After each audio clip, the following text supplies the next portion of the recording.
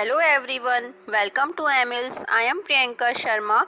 Today I am starting second chapter is matter around us pure. Students, अब तक हमने पढ़ा कि हमारे चारों तरफ जो भी सब्सटेंस है और जिसमें मास है और जो स्पेस को ऑक्यूपाई कर रहा है मीन जिसमें वॉल्यूम है, इट इज़ कॉल्ड मैटर। लेकिन क्या हमारे चारों तरफ जो भी मैटर है वो प्योर है या इम्प्योर? तो इस चैप्टर में हम यही पढ़ने जा रहे हैं कि मैटर अराउंड अस प्योर। हम मैटर को हम टू पार्ट्स में डिवाइड करते हैं, pure substance and impure substance. Pure substance जो ओनली वन कंपोनेंट से बना होगा, इम्प्योर सब्सटेंस जो मोर देन वन कंपोनेंट से बना होगा। जैसा कि हम हमारे घरों में देखते हैं, हम मिल्क लेके आते हैं, घी लेके आते हैं या और भी मटेरियल्स लेके आते हैं, उसमें लिखा होता है कि प्योर घी या प्योर मिल्क। लेकिन क्या वो एक्चुअली में रियलिटी में क्या वो प्योर है? क्योंकि वो मिल्क को अगर हम देखें तो मिल्क में वाटर भी होता है, मिनरल्स विटामिन्स भी होते हैं, तो सिर्फ एक ही कंपोनेंट से बना हुआ नहीं है। इसलिए हम मिल्क को, घी को हम प्योर सब्सटेंस नहीं कह सकते हैं। तो मोस्टली हमारे चारों तरफ जो भी सब्सटेंस अवेलेबल है, जो भी मैटर अवेलेबल है, वो प्योर सब्सटेंस नहीं है, क्योंकि मोस्टली सभी चीज़ें मोर देन वन कंपोनेंट से बनी होती हैं। तो वो कौन सी हो जाएंगी? Impure substances. तो प्योर सब्सटेंस जो ओनली वन कंपोनेंट से बना हुआ, जैसे एग्जांपल गोल्ड। अगर हम गोल्ड या सिल्वर की बात करें तो वो सिर्फ एक ही कंपोनेंट से बना हुआ है, उसमें कोई और कंपोनेंट्स इंक्लूड नहीं है, तो हमें क्या उसे क्या बोलेंगे? Pure substance. And impure substance जो मोर देन वन कंपोनेंट से बना होगा। अब हम प्योर सब्सटेंस को टू पार्ट्स में डिवाइड करते हैं, elements and compounds. And impure substance को भी हम टू पार्ट्स में डिवाइड करेंगे, homogeneous and heterogeneous. Homo means same and heterogeneous means जो डिफरेंट होगा। तो अब हम इन सभी को डिटेल में पढ़ते हैं। तो first is pure substance.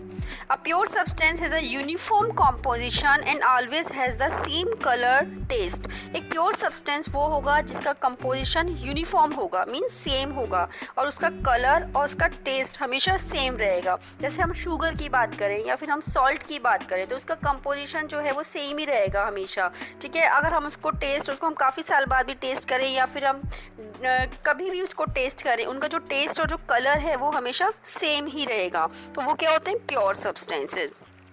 And it is not possible to change the composition of pure substance by any physical method. किसी भी फिजिकल मेथड से इनके कंपोजिशन को चेंज नहीं किया जा सकता है। जैसे यदि हम शुगर की बात करें तो शुगर को अगर हम पीस भी लेते हैं लेकिन उसका कंपोजिशन चेंज नहीं होगा, उसका कंपोजिशन वही रहेगा, ठीक है। बस उसका जो साइज है वो चेंज हो जाएगा। जैसे सॉल्ट है, शुगर है या प्योर वाटर की भी अगर हम बात करें तो प्योर वाटर का जो कंपोजिशन है वो हमेशा सेम ही रहेगा, ठीक है। अब इसके हम प्योर सब्सटेंस के हम पार्ट्स की बात करें तो first is elements which are made up of only one kind of atoms, जो सिर्फ एक ही टाइप के एटम से बने होते हैं, इट इज़ कॉल्ड एलिमेंट्स। जैसे example gold, silver, copper, oxygen, carbon या फिर पेंसिल किसकी होती है? ग्रेफाइट से बनी होती है। पेंसिल के अंदर जो लीड लगी होती है वो ग्रेफाइट से बनी होती है, और जो ग्रेफाइट है वो एक ही एटम कार्बन से बना होता है। तो ये एग्जांपल किसके हो गए? एलिमेंट्स के, जो कि सिर्फ एक ही टाइप के एटम से बने होते हैं। And it is a indivisible, मतलब उसको डिवाइड नहीं किया जा सकता है, उसको ब्रेक नहीं किया जा सकता है। So it is called elements. In periodic tables 118 elements are present, means अब तक जो एलिमेंट्स फाउंड किए गए हैं वो 118 एलिमेंट्स हैं, जिनको हमने एक पीरियोडिक टेबल में अच्छे से उसको अरेंजमेंट किया गया है, और उसको जो प्रॉपरली अरेंजमेंट किया गया है और उससे जो टेबल बनाई गई है उसे कहा जाता है पीरियोडिक टेबल, ठीक है। Second is compounds. A substance which is composed of two or more elements combined chemical is definite ratio. Compounds क्या होंगे? जिसमें दो या दो से ज़्यादा एलिमेंट्स को केमिकली कंबाइंड किया जाता है और उनका रेशियो भी कैसा होना चाहिए? Definite. It is called compound. जैसे हम H2O की बात करें तो उसमें 2 हाइड्रोजन एलिमेंट्स और 1 ऑक्सीजन एलिमेंट्स मिलकर के क्या बनाता है? H2O, ठीक है। जैसे 2 हाइड्रोजन और 2 ऑक्सीजन ने मिलकर के टू कंपाउंड किसके बना दिए? वाटर के। और एग्जांपल अगर हम देखें तो NO nitrogen oxide, carbon dioxide, nitrogen dioxide, ये सभी किससे मिलकर बने हैं? कंपाउंड से, क्योंकि ये 2 या 2 से ज़्यादा जो एलिमेंट्स हैं उससे केमिकली कंबाइंड होकर के बने हैं। केमिकली कंबाइंड मीन्स क्या होगा?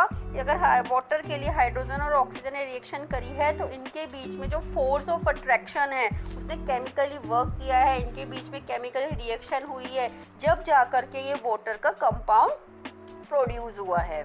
It can be broken into elements only by chemical means, इनको केमिकली हम इनके एलिमेंट्स में ब्रेक कर सकते हैं। जैसे वाटर को अगर ब्रेक करें केमिकली से, इलेक्ट्रिकल जो मेथड होता है उससे वाटर को सेपरेट करके हाइड्रोजन ऑक्सीजन में ब्रेक किया जाता है। तो इसको सिर्फ फिजिकली हम, अगर वाटर को हम फिजिकली ब्रेक करना चाहे एलिमेंट्स में तो नहीं कर सकते हैं, बट केमिकली इसको किया जा सकता है। The property of compound are entirely different from the properties of its constituents। अब जो कंपाउंड्स की जो प्रॉपर्टी होगी उसके अंदर जो कॉन्स्टिट्यूएंट, जो एटम्स, जो एलिमेंट्स प्रेजेंट है उनकी प्रॉपर्टी से बिल्कुल डिफरेंट प्रॉपर्टी होगी। अगर हम एग्जांपल देखें तो इन वाटर में H2O में हाइड्रोजन जो है वाटर के अंदर एक कंब्यूजिबल गैस है। कंब्यूजिबल मीन जो जलने वाली गैस है, ठीक है। And oxygen is supporter of combustible means oxygen क्या करती है? जलने में हेल्प करती है, ठीक है। जैसे आपने देखा होगा कई बार जब आग लग जाती है तो अगर उसके अंदर जो ऑक्सीजन प्रेजेंट है अगर उसको ख़त्म कर दिया जाए तो आग की जो फायर जो लगती है उसको भी ख़त्म किया जा सकता है। तो ऑक्सीजन जो है वो जलने में एक supporter, as a supporter work करती है। बट इन दोनों के कंबाइन होने से जो कंपाउंड बनता है वाटर, वो क्या करता है? एक्सटिंग्विशर ऑफ फायर है, मीन फायर को रोकने में काम आता है। देखा है ना, जब आग लग जाती है, फायर लग जाती है तो हम क्या यूज़ करते हैं? पानी डालते हैं उसके अंदर। तो जो अब इनकी जो प्रॉपर्टी हो गई है वो कंपाउंड की, वो एंटायरली किससे डिफरेंट हो गई है? उसके कॉन्स्टिट्यूएंट से। क्योंकि हाइड्रोजन क्या था?